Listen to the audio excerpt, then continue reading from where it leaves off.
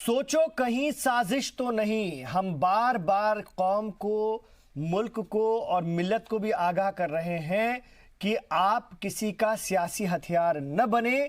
आप सोचें, समझें, एहतजाज करें, लेकिन तशद्दुद पर कौन आपको आमादा कर रहा है, कौन इसके पीछे अपनी सियासी रोटियां सेक रहा है, इसको भी समझें। समझ करके अगर आपको निकलना है तो सड़क पर निकलें, समझ कर, क्योंकि जिन लोगों की जानें गई हैं, जिन लोगों को हिरासत में लिया गया, उनका पुरसाने हाल कौन है, यह भी देखने की जरूरत है, समझने की जरूरत है। मैं एक बार आ रहा हूं सर आपके पास। मैं आ रहा हूं एक बार सर। एनपीए को लेकर के वजीर दाखिला ने क्या कुछ कहा, मैं एक बार फिर आप लोगों को सुनवाना चाहता हूं, क्योंकि शुएब जामई साहब और संजीव कौशिक साहब ने फिर एक बार गुमराहकुन बातें करनी शुरू की और अपनी दलील देनी शुरू की है, और यही काम दिन भर से कांग्रेस और दूसरे लोग भी कर रहे हैं। तो जरा इसको समझ लीजिए, फिर इस पर बात करते हैं। आज जो अनाउंसमेंट हुआ है एनपीआर को लेके, इसमें और एनआरसी में क्या फर्क है? क्योंकि ऑलरेडी लोग कहने लगे हैं कि ये बीजेपी सरकार की बैकडोर एंट्री के थ्रू एनआरसी ला रही है। देखिए, दोनों में मूलभूत अंतर है। एनपीआर जो है वो जनसंख्या का रजिस्टर है, जो पॉपुलेशन रजिस्टर है। देश में जो भी रहते हैं उनके नाम रजिस्टर्ड किए जाते हैं, जिसके आधार पर देश की अलग अलग योजनाओं का आकार बनता है। और एनआरसी है, नेशनल रजिस्टर ऑफ सिटीजन्स। इसमें से हर व्यक्ति से प्रूफ मांगे जाते हैं कि आप बताइए कि भाई आप किस आधार पर इस देश के नागरिक हो। ये दोनों प्रक्रिया का कोई लेन देन नहीं है, न दोनों प्रक्रिया का एक दूसरे के सर्वे में उपयोग हो सकता है।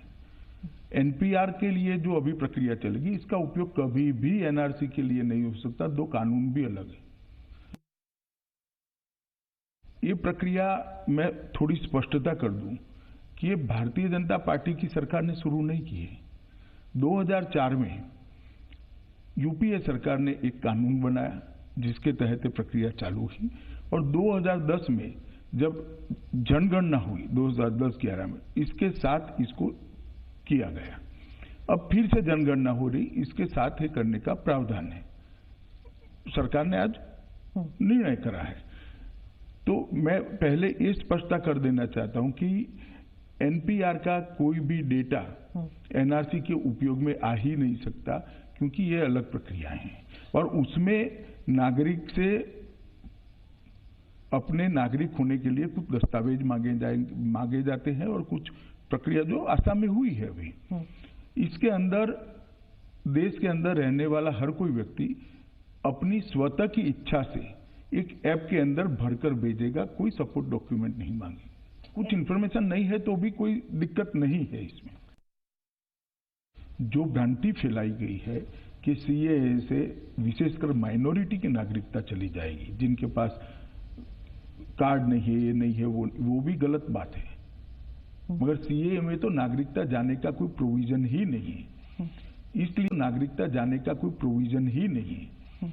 इसलिए ये जो भ्रम फैलाया जा रहा है, वो अब धीरे धीरे जनता तक चीजें पहुंची है, और जनता समझने भी लगी है कि भाई किसी की नागरिकता जाने का सवाल ही नहीं है। इसलिए धीरे धीरे अब यूटर्न हो रहा है। तो लगातार हुकूमत की जानिब से समझाने की कोशिश, और एनपीआर को लेकर भी आज वजीर दाखिला अमित शाह ने खुद मीडिया में आकर के लगातार उससे जुड़े हुए कन्फ्यूजन को दूर करने की कोशिश की, क्योंकि गुमराही के चलते जब लोग सड़कों पर आते हैं और उसके चलते जो नुकसान होता है, उसकी जिम्मेदारी फिर कोई नहीं लेता है। वो नुकसान से वही उठाता है, उसका खानदान, उसके अहले खाना उठाते हैं, वो गरीब उठाते हैं, जिनके लोग इसमें कहीं ना कहीं शिकार हो जाते हैं इस हिंसा का, और दूसरों की गुमराही का शिकार बन जाते हैं। मेरे साथ मनीष झा साहब हैं, सियासी तज्ज़ियाकार हैं। मनीष साहब, कैसे आप देखते हैं, अब एनपीआर भी आ गया, उसको लेकर भी चीज़ें साफ हो गई, और ज़रूर हम देखेंगे कि आज से ही सियासत इस पर शुरू हो गई है, और अगले एक हफ्ते तक इस पर जमकर सियासत होगी। हो सकता है कि लोग इसको लेकर भी सड़कों पर आ जाए। हालांकि असदुद्दीन ओवैसी से लेकर तमाम लोगों को समझा ही रहे हैं, लेकिन शुएब जामई साहब जैसे लोग हैं जो बीच में एक और कुछ नया शिगुफा मारते हैं, और उसको इन्होंने एनआरसी से जोड़ने की कोशिश की। तो ऐसे लोगों का क्या किया जाए? देखिए इमरान जी, अभी शोएब जी बात कर रहे थे, कौशिक जी बात कर रहे थे, और सब लोग, और सही में ये गुमराह करने वाली बात है। ये आधा अधूरा ज्ञान है जो कि सबसे ज़्यादा नुकसानदायक होता है। और अगर मैं शोएब जी की बात का एक बात का जवाब देना चाहूँगा कि एनपीआर में जो ड्राफ्ट है उसमें कहीं पे भी जो जो चीजें मांगी है वो बताता हूँ। Father's name, mother's name, spouse name, sex, date of birth, marital status, place of birth, nationality as declared. अगर रिफ्यूजी हैं और इलीगल इमिग्रेंट हैं तो ऑब्वियसली एनपीआर को आप एनआरसी जैसा मान सकते हैं। Duration of stay at present address, अपने मौजूदा उस पे 6 महीने पहले का 6 महीने बाद का वो पासपोर्ट में भी चाहिए होता है, और परमानेंट रेजिडेंस एड्रेस। ये हर देश का हक है कि वो अपने यहाँ पर रहने वाले नागरिकों का डेटा अपने पास रखे। और सेंसस की जो प्रणाली थी उसको थोड़ा सा चेंज किया था यूपीए गवर्नमेंट तो ने। क्या सेंसस और एनपीआर सेम चीज है, ये आप कह सकते हैं क्या? इसमें कुछ डेटा पॉइंट्स जो है अपनी सहूलियत के लिए गवर्नमेंट ने ऐड किए हैं। और इमिग्रेंट्स, अगर हम इंडियन लॉ की बात करें तो इंडियन लॉ के हिसाब से इमिग्रेंट्स जो हैं उनको कहीं पे भी जगह नहीं है, क्योंकि 1951 रिफ्यूज कन्वेंशन के हिस्से में इंडिया जो है उसने साइन नहीं किया था। 2011 में भी जनगणना हुई थी और 2010 में ही एनपीआर आ गया था, ठीक है।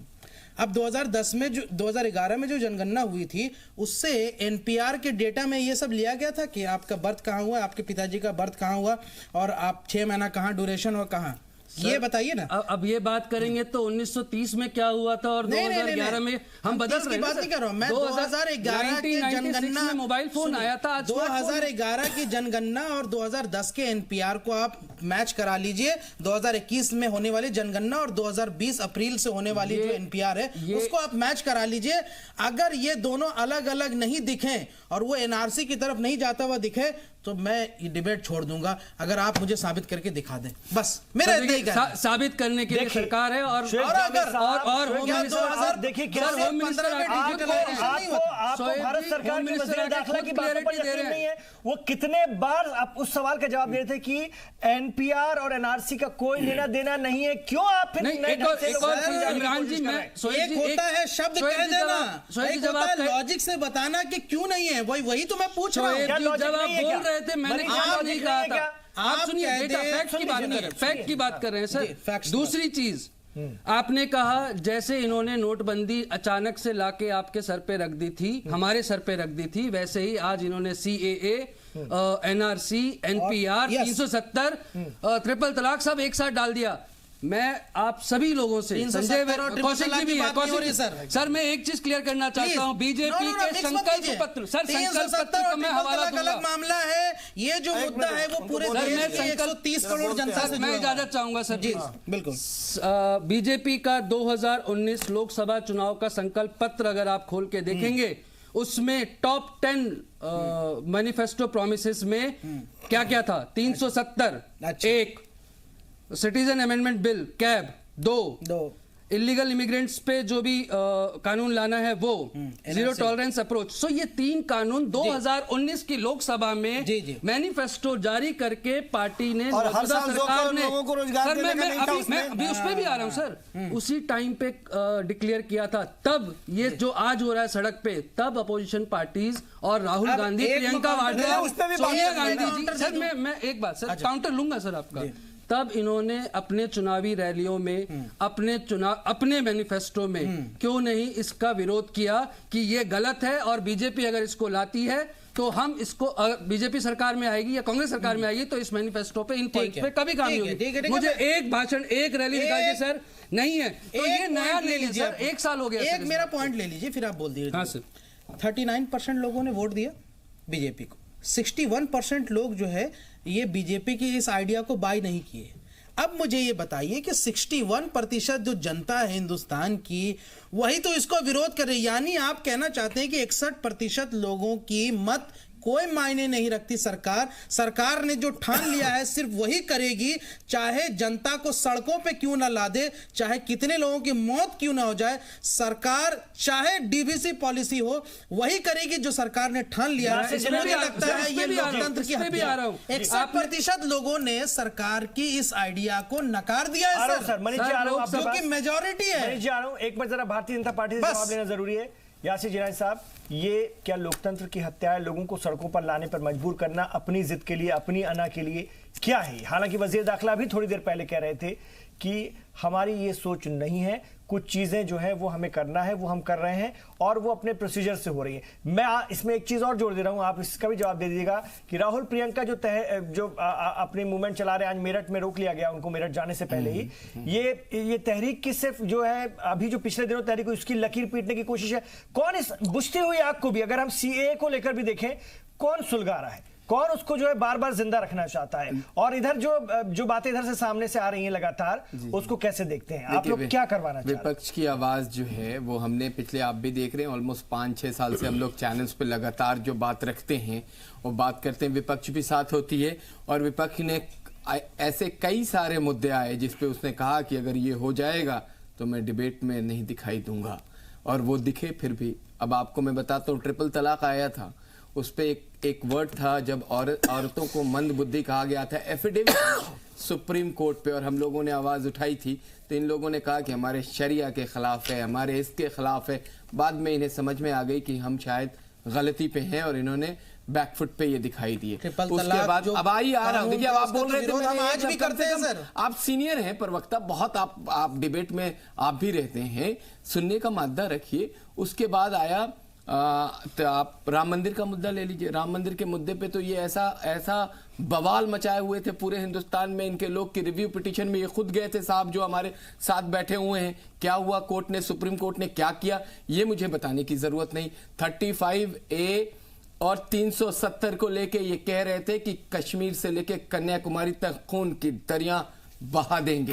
कहां चले गए? सब शांत है, कश्मीर में बहुत अच्छा काम हो रहा है डेवलपमेंट का, तमाम लोग खुश हैं। कश्मीर की आवाम इस वक्त इतना खुश है कि जो वो सोच रही थी उससे ज्यादा इस सरकार ने जो वायदा किया था वो काम कर रही है। आप देखिए कि इच्छा शक्ति वाली जो सरकार होती है और जिसका वजीर आजम ने अपने संसद के पटल से जब पहला भाषण देता है तो वो माइनॉरिटी को कहता है, माइनॉरिटी में भी मुसलमानों को कहता है कि छल में छेद करने की जरूरत है। तो इससे बड़ा दरिया दिल वाला कोई आदमी नहीं हो सकता। शुएब साहब, अब भी वक्त है, आप समझिए, जो लोग गुमराही में फंसे हुए उनको बताइए कि आपका एहतजाज ठीक है क्योंकि आर्टिकल 90 आपको ताकत देती है, बट आपको हिंसा करने की ताकत कोई नहीं देती।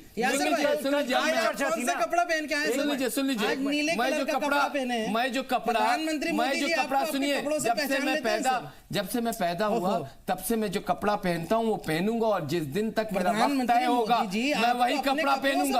और सुन लीजिए, मैं आपको एक और बात बता दूं, इस बात से नहीं पहचाना जाता है कि यासिर जिलानी राष्ट्रवाद की बात करते हैं, यासिर जिलानी देश के डेवलपमेंट की बात करते हैं, यासिर जिलानी जो है इस देश की तरक्की के लिए बात करते हैं। नामाकूल लीडर के टू नेशन थ्योरी को ठोकर मार के हम यहाँ पे हिंदुस्तान के, भारत के भूमि को चूम के भारत के अंदर रहे, हम भूमि पुत्र हैं, हमें कोई निकाल नहीं सकता। ये हिंदुस्तान के मुसलमानों को समझने की जरूरत है, और ये वजीर आजम भी कहते हैं, वजीर दाखिला भी कहते हैं, और सदर जमहूरिया भी कहते हैं। एक राष्ट्रवादी मुसलमान है, लेकिन प्रधानमंत्री उनको उनके कपड़ों से पहचानते हैं। ये देखिए, बहुत बुरा लगता है, आपकी इतनी अच्छी सोच है, प्रधानमंत्री आपके साथ इतना डिस्क्रिमिनेशन कर रहे हैं सर, अपने सोच को बड़ा करिए शुएब साहब, मुझे बहुत बुरा लगा। अपने सोच को बड़ा करिए और कोशिश करिए हमारी तरफ।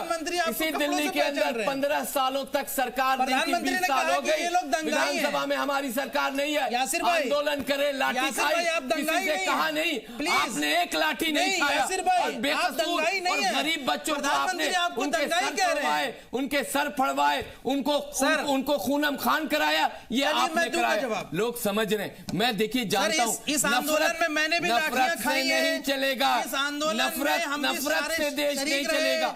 आप नफरत करें, आप नफरत करें नरेंद्र मोदी से, आप नफरत करें अमित शाह से, पुतले जलाएं नरेंद्र मोदी के, पुतले जलाएं अमित शाह के, बट भारत की अस्मिता और अखंडता पे सवाल मत खड़ा करें, उस पे प्रहार मत करें।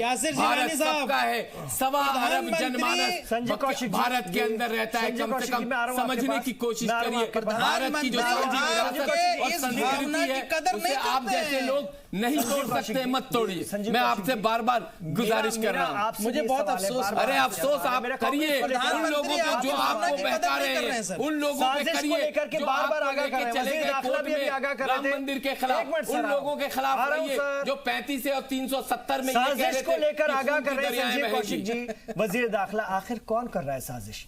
अभी थोड़ी देर पहले आगाह कर रहे थे कि लोगों को समझना चाहिए, साजिश का शिकार नहीं होना चाहिए। बंगाल की वजीर आला कह रही हैं वेस्ट बंगाल की जब तक जिंदा रहूंगी एनआरसी नाफिज नहीं होने दूंगी। कांग्रेस के अपने सुर हैं, लगातार आपके तो नहीं कहूंगा, लेकिन आप जिस पार्टी की बात करते हैं बार बार यही बैठे हैं जिस लेकिन कौन साजिश कर रहा है? सरकार के नुमाइंदे बैठे हैं, वो बता दें कि यदि स्टेट गवर्नमेंट नहीं चाहे तो आप उस स्टेट में एनआरसी लागू कर लेंगे क्या? अब बताइए, आपको यही नहीं मालूम है तो मैं आपको मैं वही पूछ रहा हूं आपसे, यदि वो सहयोग नहीं करे तो आप कर लेंगे क्या? लेना देना आपकी सहयोग एनआरसी से कमाल की बात कर रहे हैं। हाँ, एनआरसी बिल्कुल, लेकिन कमाल की बात कर रहे हैं। देखा आपके सहयोगी बोल रहे हैं। देखा एनआरसी का, एनआरसी कहीं आई, एनआरसी को किसी ने समझ। अरे साहब, अब आप पलटी खा गए, परिस्थितियां इस तरह से बनी कि आकर के प्रधानमंत्री इस तरह की बात कर रहे हैं। किला के कल तक दम ठोक के बोलते थे वो, मैदान से सीना ठोक के कह दिया सब कुछ खत्म, सब कुछ खत्म मत बोलिए। इतने लोगों की जान खाने के बाद में वो झूठ ना बोले। एनआरसी को किसी ने देखा नहीं, सब कुछ खत्म हो गया। एनआरसी आएगी 50 से ज्यादा लोगों की जान चली गई, सब कुछ खत्म।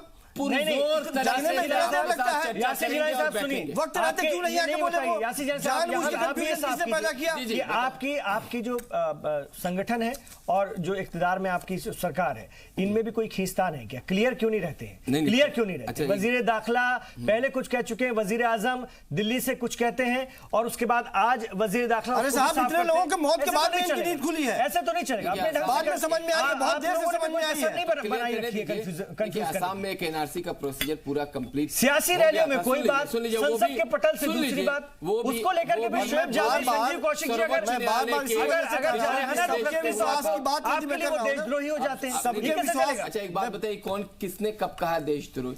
अगर आप मान के अभी आप कह रहे थे कि मुल्क के खिलाफ मत जाइए, अगर आप वजीर आजम वजीर दाखिला को बोलिए मुल्क के खिलाफ, अगर वो सवाल उठा रहे हैं तो मुल्क के खिलाफ हो गया क्या? अस्मिता के साथ आप खिलवाड़ करेंगे? अरे कौन कर रहा है? अरे कर रहे हैं ना, आप ये बताइए। कमाल की बात कर रहे हैं, जानबूझ के आपको हवा आप दे रहे हैं।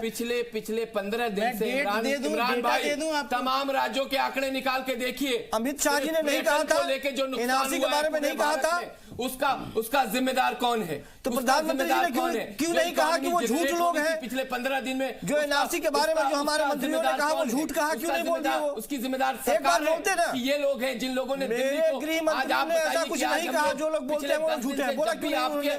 आपके डिबेट का टाइम होता है, आप जब भी हमें कॉल करते हैं हम 15 मिनट 20 मिनट लेट पहुंचते हैं, क्योंकि इनके जो एहतजाज करने वाले, जिनका न तो कोई नेता है, न तो कोई नीति है, न कोई सोच है, वो कहां रोड पे घूम रहे हैं। 10,500 एफआईआर दर्ज हुई है सिर्फ उत्तर प्रदेश में। कौन उनका पुरसाने हाल होगा? कौन उनकी मदद को आगे आएगा जिनके बच्चों के ऊपर एफआईआर हुई है? अरे अपने एफआईआर को वापस लेकर के दूसरे किसी पर एफआईआर करने वाले वही लोग हैं। इमरान भाई, आप घबराइए, इमरान भाई मुझे बस एक मिनट जल्दी बोलिए, मैं ब्रेक लूंगा। झूठ एफआईआर होना चाहिए आप लोगों के। देखिए, अभी आपने ही खुद क्लियर कर दिया। जो लोग इल्जाम लगाते थे कि ये लोग जो है ना किसी सियासी पार्टियों के चंगुल में फंस गए, किसी तरीके से विपक्ष के, आपने सही कहा कि ये जो लोग हैं इनका कोई नेता नहीं है, ये आम जनता है, आम पब्लिक है, लोगों का खुद का अपना गुस्सा है जो सड़कों पे वो मुजाहरा करके उतारे, किसी सियासी पार्टियों के चक्कर में नहीं आए। एक मिनट, अभी आपने खुद सोनिया का, अभी आपने खुद ही कहा और राहुल गांधी कोई लीडर नहीं है, से लेकर मेरठ तक क्यों घूम रहे हैं? ठीक, नहीं राहुल गांधी, मैं तो यासिर जिलानी भाई की बात को ही बड़ा कर दिया। हुई है तो वहां पे योगी को जाना चाहिए, जिनको आप बोलने नहीं दे रहे। मंत्री आदित्यनाथ योगी को जाना चाहिए। सवाल तो ये है कि वो क्यों नहीं गए? आप सवाल ये कर रहे हैं कि कोई चला कैसे गया? संजीव जी, मैं इनका मोडस ऑपरेंडी बताता हूं। देखिए 31 यही बहुत बड़े आईबी के ऑफिसर है ना, मोडस ऑपरेंडी बताएंगे। 31 अगस्त को फाइनल ड्राफ्ट तय हो गया, लिस्ट बन के आ गई एनआरसी की आसाम में। 5 सितंबर को वहां के चीफ मिनिस्टर कहते हैं और हेमंत विश्व शर्मा भी कहते हैं कि भाई हिंदुओं को परेशान होने की जरूरत नहीं है जिनका नाम एनआरसी में छूट गया है, तो किनको परेशान? फिर आपने वही एनआरसी और सीए को जोड़ने की कोशिश की। उसके बाद सीए की बात आती है, सड़कों पर सुनिए ना, सीए की बात, इसके बारे में ये 13 सवाल मुझे ये बताइए कि हम 13 सवाल उनके जवाब पढ़ लेते। शोएब जावेद साहब, कंफ्यूजन आप क्रिएट करते हैं। फेसबुक पे जाके पढ़िए। इमरान भाई कंफ्यूजन ये लोग क्रिएट करते हैं, जनता जो है कंफ्यूज होकर सड़कों पे आती है, गोलियां जो है आपकी पुलिस मार रही है। आखिर ऐसा क्यों है कि जो भी बीजेपी रूल्ड स्टेट है वहीं पर मौतें हुई हैं? Non BJP ruled state ruled state में मौतें नहीं हो, ये भी समझना पड़ेगा। उसके बाद प्रधानमंत्री एक ब्रेक ले रहा हूँ, आ रहा हूँ जिलानी साहब आ रहा हूँ ना। आपसे पहले एक सवाल है, उसका जवाब भी सुन लीजिए। जो ये जारी किया गया है पर्चा, अगर पहचान साबित करना इतना ही आसान है तो जो आप कह रहे हैं ना कि असम में 19 लाख लोग कैसे एनआरसी से बाहर हो गए, जिसके बाद आपको लगता है कि बाद में सियासत हुई और उसके चलते सीए लाया गया, उसमें कहा गया जवाब में कि असम की समस्या को पूरे देश से जोड़ना ठीक नहीं है। वहां घुसपैठ की समस्या लंबे समय से चली आ रही थी, जिसके विरोध में वहां पर 6 वर्षों तक आंदोलन चला। इस घुसपैठ की वजह से राजीव गांधी सरकार को 1985 में एक समझौता करना पड़ा। इसके तहत घुसपैठियों की पहचान करने के लिए 25 मार्च 1971 को कट ऑफ डेट माना गया और जो एनआरसी का आधार बना। असम की समस्या को पूरे देश से मत जोड़िए, मत जोड़िए, मत जोड़िए। अगर देश में एनआरसी हुआ तो असम की तरह नहीं होगा। वो सुप्रीम कोर्ट की गाइडलाइन से हुआ था, पूरे देश में ऐसा नहीं होगा। बहुत मिनिमम कागजात पर होगा, जिसके लिए किसी को परेशान नहीं किया जाएगा। इतनी छोटी सी बात आपको नहीं समझ में आती क्या? सलाम बार बार आपसे ये कह रहा है और हम लगातार अपने प्लेटफॉर्म से जब बात करें तो ये जरूर कहने की कोशिश करते हैं कि सोचो कहीं कोई साजिश तो नहीं। आप एहतजाज कीजिए, मुजाहरे कीजिए, लेकिन किसी साजिश का शिकार मत हो जाइए, अपनी जाने मत गवाइए, तशद्दुद पर आमादा मत होइए। मनीष झा, अभी थोड़ी देर पहले मैं आ रहा हूं, शोएब जामी साहब, अभी संजीव कौशिक जी, शोएब जामी साहब बार बार वही बात कहते हैं यहां पर आकर के भी और बाहर भी, सीएए एनआरसी को सपोर्ट करेगा। एनआरसी जब होगा तो एक तबके को अलग थलग कर दिया जाएगा, सीएए से दूसरे तबके को बचा लिया जाएगा। ये बात सरकार भी साफ कर चुकी है, सब साफ कर चुके हैं। आप कुछ समझाना चाहेंगे? क्योंकि हम चाहते हैं इस प्लेटफॉर्म का सही इस्तेमाल हो। बाकी सियासी बातें करने वाले लोग तो एक से बढ़कर एक आपको दिन भर टेलीविजन चैनल में करते मिल ही जाएंगे। नहीं, मुझे सिर्फ ये समझ नहीं आ रहा कि इतने मैच्योर साथी हैं मेरे, शोएब जी और संजीव जी, दोनों ही, संजय जी, अभी भी सीएए को पूरा नहीं समझे। अब प्रधानमंत्री खुद, मतलब प्रधानमंत्री यहाँ के सेकंड टॉप सिटीजन में माने जाते, थर्ड टॉप सिटीजन में माने जाते हैं, उन्होंने आकर भरी सभा में ये कह दिया है कि सीएए और एनआरसी दोनों अलग अलग हैं, दोनों को एक नज़रिए से नहीं देखा जाना चाहे। सीएए नागरिकता संशोधन कानून जो बना है उसमें सिर्फ एक प्रोविज़न की गई है जिसमें ये कहा गया है कि जो कुछ पर्टिकुलर धर्म के माइनॉरिटीज हैं जो अफगानिस्तान कुछ कंट्रीज में हैं, वो जब भारत में लीगली तो अपनी नागरिकता मांगने आते हैं, लीगली फ्रंट डोर से आते हैं, तो उनको तवज्जो दी जाएगी, उनका फ्रंट मतलब उनको लिस्ट में ऊपर रखा जाएगा। बाकी किसी भी नागरिक को बाहर से आने के लिए मनाही नहीं है। उनको आना होगा, आके रिफ्यूज मांगे या नागरिकता मांगे। जैसे आप अमेरिका में पीआर अप्लाई करते हैं, कनाडा में पीआर अप्लाई करते हैं, वैसे आप भारत में भी पीआर अप्लाई कर सकते हैं। बस फर्क यह है कि कुछ धर्मों को, जो माइनॉरिटीज हैं जहां पे दूसरे देशों में है, उनके साथ सही नहीं हो रहा है, अगर वो वहां से परेशान होकर यहाँ आते हैं तो उनको जरूर वो दिया जाएगा। आपने समझा दिया इसको, दूसरी तरफ से हम समझाते हैं कि क्यों प्रश्न खड़ा करते हैं। दरअसल असम में जो एनआरसी फेल्योर हुई उसके ही गर्भ से आपने कैब निकाला और उसको बाद में आपने सीएए में परिणत कर दिया।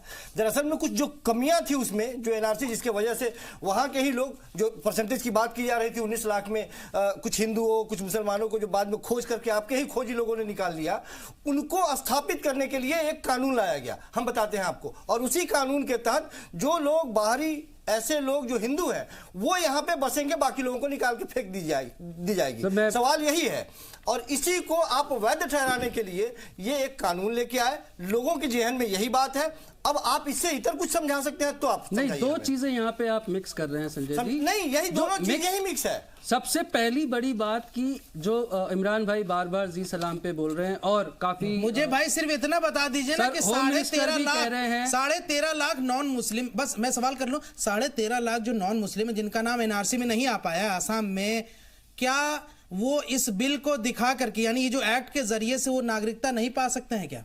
बस वही तो, नागरिकता सर, नागरिकता जो मुस्लिम है वो भी पा सकते हैं, बस उनको इस एक्ट के जरिए से पालेंगे, प्रोसीजर जो है इस एक्ट के जरिए से पालेंगे। इस दुनिया में सर आप पढ़िए थोड़ा, प्रोसीजर पर आपको फॉलो करना पड़ेगा। सब सेक्शन के लिए अप्लाई करना। नहीं आप पढ़िएगा, मैं आपको बता पहले मैं दूसरे sub section 2 clause number 2 point number 2 में जो अबेटमेंट का जो क्लॉज है ना सर, वही वो 13.5 लाख लोगों को बचा लेगा। बाकी जो 6.5 लाख जो मुसलमान जिनका नाम एनआरसी में नहीं है उनको नहीं बचा पाएगा सर। नहीं, फिर उसमें अब इसको मुझे बता दीजिए आप। सुन लीजिए एक बात फिर सुन लीजिए शोएब जामी साहब, जो बार बार इसमें बताया जा रहा है और जो समझाया जा रहा है कि आप असम की एनआरसी से देश की तुलना मत कीजिए, मत कीजिए, मत कीजिए। क्यों आप लोग उसी बात पर रह करके लोगों को तो आसाम की एनआरसी मान लीजिए और सड़कों पर लाने के लिए जो है एक मिनट प्रोत्साहित करते हैं इमरान भाई। आसाम की एनआरसी को किसने रिजेक्ट किया? आप क़यादत कर रहे हैं, आप पुलिस के डंडे खाते हैं। आप उन लोगों से पूछने गए जिनके घर के लोग चले गए दुनिया से। जी ये बड़ा सवाल बड़ा है। इल्जाम सर एक मिनट, इल्जाम मेरे ऊपर लग रहा है बार बार कि ये लोग सिर्फ भड़काते हैं, ये लोग सिर्फ भड़काते हैं, ये झंडे नहीं खाते। आपको मालूम होना चाहिए कि जामिया में जब एहतजाज शुरू हुआ पहले दिन से हम लोग वहां प्रोटेस्ट कर रहे हैं, हमने भी डंडे खाए जुमे के रोज। दूसरी बात, जिन लोगों के ऊपर जो केस दर्ज हुआ है, चाहे वो जामिया को हो, जामिया के बाहर हो, पूरे देश में हमने ऑफिशियली ऐलान किया कि चाहे उनकी पार्टियां पल्ला झाड़ ले, लेकिन हमारी फाउंडेशन और जहां हमने जो संविधान सुरक्षा समिति बनाई वो फ्री में केस लड़ेगी हमारे साथ। 50 वकीलों का पैनल है, 50 वकीलों का पैनल है, 50 वकीलों का पैनल है, वो केस लड़ रही है और केस लड़ रही है। 5 लाख रुपए दूसरी बात 5 लाख रुपए से 5 लाख रुपए वापस आ जाएंगे। योगी सरकार अपना बेटा खोया है, योगी सरकार की पुलिस ने गोलियां बरसाई हैं, किसी प्रोटेस्टर्स ने गोलियां नहीं बरसाई। दिल्ली पुलिस जामिया में आके गोली बरसाती है, किसके इशारे पे? सारी पुलिस होम मिनिस्टर को रिपोर्ट करती है सर। यासिर जिलानी साहब दिक्कत ये, अच्छा ये बताइए, पुलिस होम मिनिस्टर को रिपोर्ट करती है या विपक्ष को? नहीं है, उम्मीद आपसे पुलिस होम मिनिस्टर को रिपोर्ट करती है विपक्ष को? रिप्रेजेंट कर रहे हैं सर, होम मिनिस्टर को रिपोर्ट करती है सर। किनके इशारे पर इन लोगों को गोली मारी गई है? यासिर जिलानी साहब बस इतना समझा दीजिए और इधर उधर मत जाएगा, हम खत्म कर रहे हैं बस कि आप ये बता दीजिए कि जो ये गुमराह कर रहे हैं सीएए एनआरसी, क्या सीए एनआरसी का मुतबादिल बन जाएगा उन लोगों के लिए जो कि गैर मुस्लिम होंगे? बस इतना समझा दीजिए जल्दी से, मैं खत्म और एनआरसी और प्लेटफॉर्म से आखिरी में चाहता हूं ये बात जाए। मैं आपके माध्यम से भारत के मुसलमानों को और भारत की जो सरकार है इस वक्त मौजूदा सरकार, उसके वजीर आजम की तरफ से, उसके वजीर दाखिला की तरफ से आपको मैं इत्मीनान दिलाना चाहता हूं कि जो एनपीआर है ये एक तरह का फंक्शन आपने हमेशा वो